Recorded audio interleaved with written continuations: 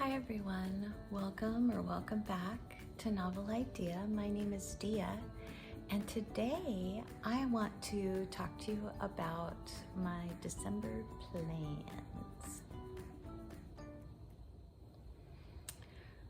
So, I am not doing any big ambitious things in December.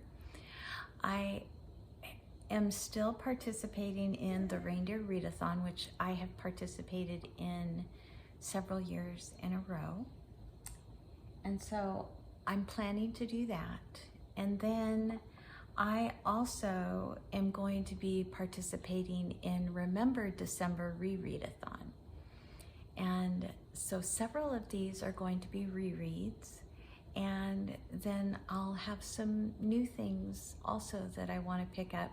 This is a very small pile, but it is very representative of the way that I would like to read this year. The Reindeer Readathon has prompts, and they are very specific, and you have to follow them exactly before you can claim the points for your team. So this is the only readathon all year that I participate in like this, and it's very fun. I'm feeling very relaxed about it this year. I'm not feeling anxious, or my team has never won. So try to follow the prompts as best as possible. I'm not going to go through all of that on here, but I will leave links to both of these readathons down in the description box. Okay, so let's jump into the pile of possibilities. The first one I'm actually currently in the middle of, and that is the last book in Lark Rise to Candleford. It's called Candleford Green, and I am reading this with Stephanie from Ms. Richards Reads. I'm really going to be sad when it's over. So I have this much of the book left. And it's been so wonderful. It's a completely charming, very slow moving, Victorian era childhood in an English Hamlet story. And our main protagonist, Laura, has just moved away from home for the very first time. It's just very, very sweet stories. So enjoying that. So that's the first one. Then I also am participating in ReReadathon with Tiffany from Beautiful Minutia and several people. I don't know if it's Patreon or not, but several people in Discord in her group are going to be reading The Hobbit in preparation for the big reread of The Lord of the Rings starting in January. So The Hobbit is one that I have read many times, but I'm very excited to reread it. This is my copy. I have several copies of The Hobbit, but this one is one with Tolkien's original drawings,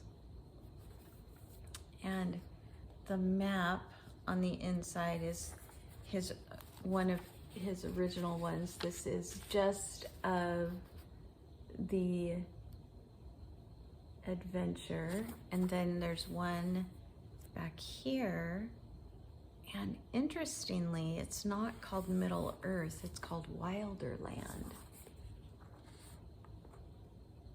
So you can see that.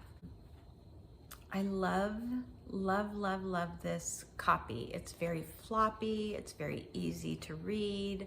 I am definitely rereading it in this one, but I also have a illustrated version, and I have this. This is Tolkien's Middle Earth. It is a map.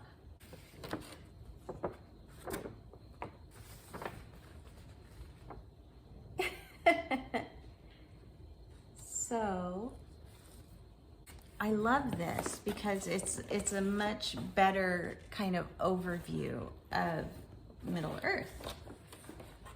And I don't know why the other one is called Wilder Land. I haven't read up on it. I need to do that. I need to research it. But we get kind of this section over here in the book, in the back of the book with his original illustrations. It's kind of the Iron Hills and Lonely Mountain and Mirkwood, a little bit of the Old Ford, and oh, well, there's Lorien down here. But right in this area, in the other one, there's Rivendell. So in the first map, Rivendell is not on this side of the mountains, it's on this side of the mountains.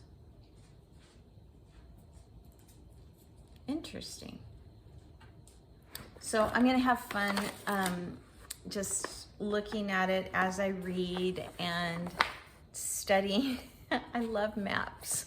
I love them. That I can keep it with me while I read this. Are you really wanting out?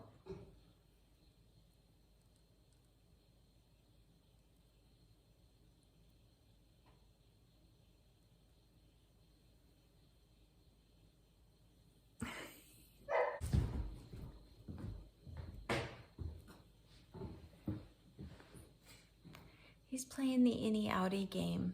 So next on my list of things that I am doing with other people,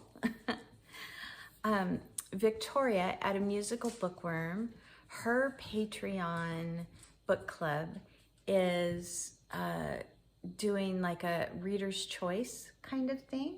And so she asks us for genres, and then she spins a wheel and picks a genre, and then she asks for titles in that genre that we would like to read. And this month's was Christmas, and then she spun the wheel and it came up on an autobiography of Santa Claus by Jeff Guinn. And so I have already started reading this one also, enjoying it. It's not at all what I expected, but it is still been really interesting to have Santa Claus in a biography form where he is telling his story. So it's very fun so far. He just met his wife. All right. Then I will be buddy reading this month with Dave from Book Blather, Dave and Olive, Mr. Dickens and his Carol. So Dave and I both hauled this book around the same time, and we both wanted to read it. And so we decided to do it together. And then I am also going to be rereading A Christmas Carol by Dickens. So I'll be reading this with Dave and reading this for the ReReadathon. And I'm very excited. I haven't read this version before. I just picked this one up not long ago. But Trina Shart-Hyman, who does all of these illustrations, is one of my favorite artists. And so very excited to be reading that one. Let's see, my Advent. This is a little Advent devotional that I picked up at the library for 25 cents. And everybody told me it was a great score. I had never heard of Sinclair Ferguson before, but I started reading it this morning, so day one. And it's good so far. I don't ever have high expectations of Advent devotionals because they tend to go over the exact same things.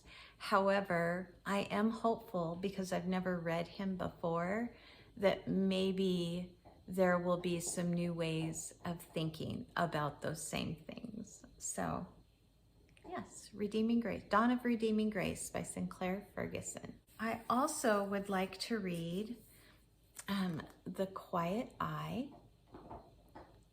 And this is a collection of art talking about these particular paintings that were chosen for the book and kind of meaning behind them, talking about the art itself, talking about the artist, all of those kinds of things. So really looking forward to this in this season, because I feel like winter is a time where we get very introspective, and I'm really thinking that this is the time of year that will be perfect for this little tiny book.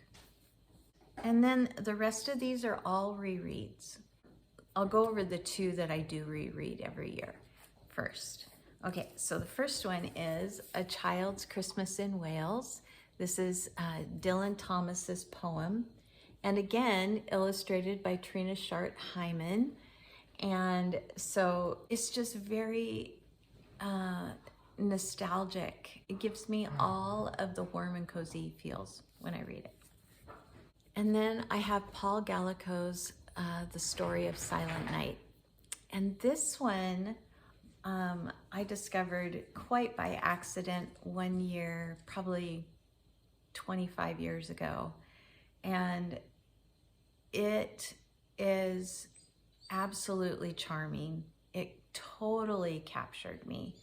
And I'm very excited to be back with the writer and the musicians for the very first production of Silent Night. All right, lastly on my pile of possibilities is This Present Darkness. So this is a book that I have been wanting to reread for a very long time. And when I heard about Remember December, this was the very first book that I thought of. I have not read this in probably 20 years. I want to say that. I don't know for sure, but I think that it has been that long. So This Present Darkness is the story of a very small town. It's actually patterned after a small town in Washington State, and it is the story of spiritual warfare and the forces of darkness against the forces of good, and the power of prayer. It feels like, even from the cover, it feels like it would be this dark, dreary kind of book, but it is so hopeful. There's a sequel to it called Piercing the Darkness.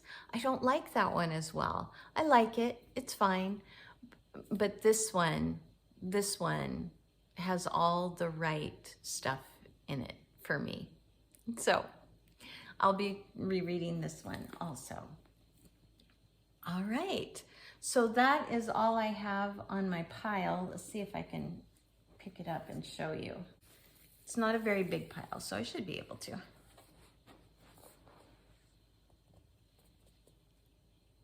There you go.